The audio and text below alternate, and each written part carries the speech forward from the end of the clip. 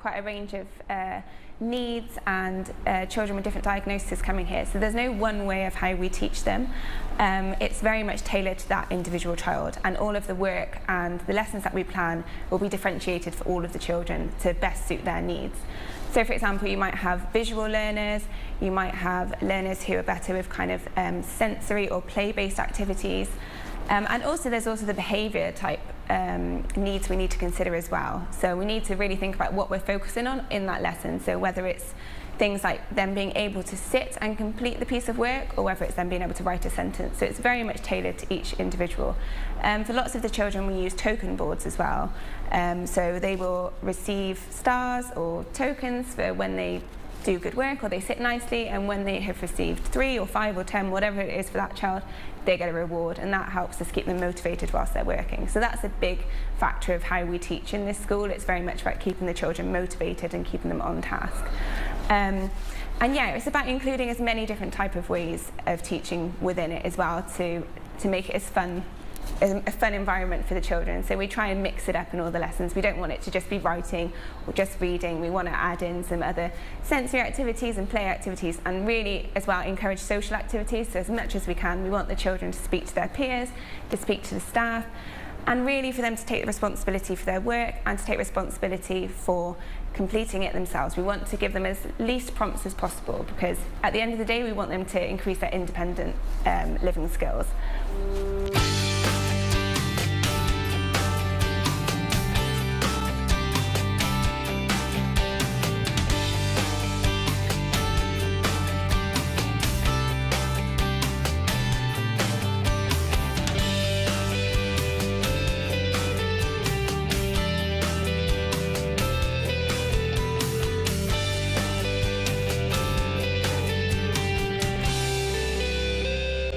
Obviously, it's part and parcel of the job that you do get a lot of challenging behaviours with the children, but that's why we're here. We're here to help them manage with their behaviours, and also their parents manage their behaviours, and as a school and as staff we help to manage their behaviours and help them, as I said, be motivated with what they're doing.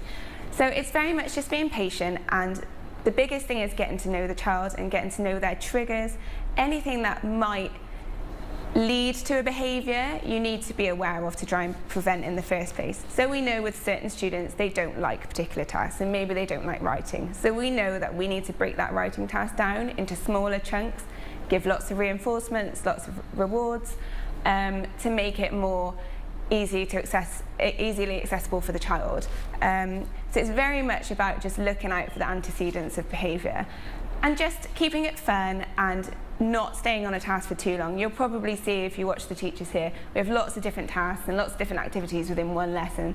So maybe in a mainstream school or another school, it might be one lesson of English, you're going to complete one thing. It's very much, let's do something for 10 minutes, maybe a short break, then do something else, then do something else, to keep the momentum going, keep the children motivated, and just to not allow the children to get bored with what they're doing, which could potentially lead to behaviours.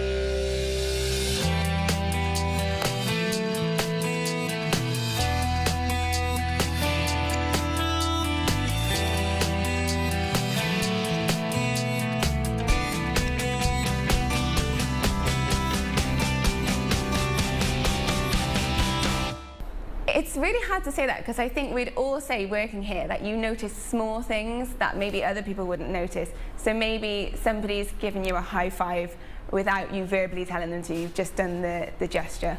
Or maybe somebody started to repeat more words. So it seems really small. I'm really happy because, you know, child X has said bread today. But for us, that's really big, because we know that they've never said that before, or they've only managed to say the start of the word like "buh," and for one day they've said bread. Excellent. So things like that is a success story for us.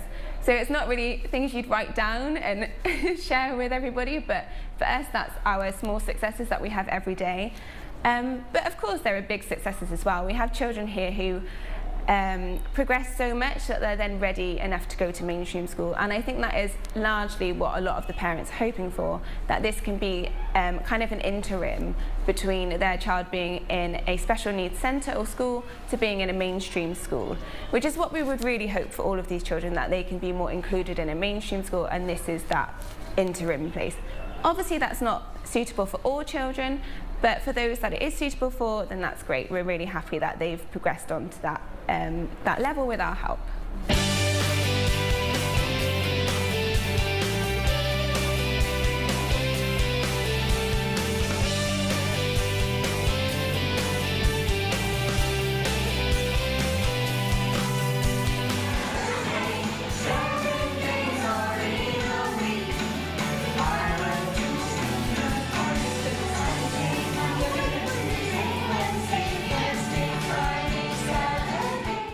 Very much like being consistent, so we encourage parents to have regular contact with us through our IEP meetings and via email and telephone.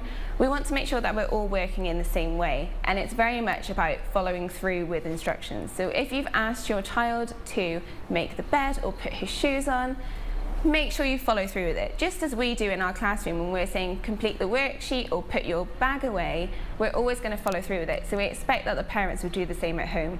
And then they know what is expected of them. It's very much a case of children knowing what's expected of them, and then they will hopefully do that.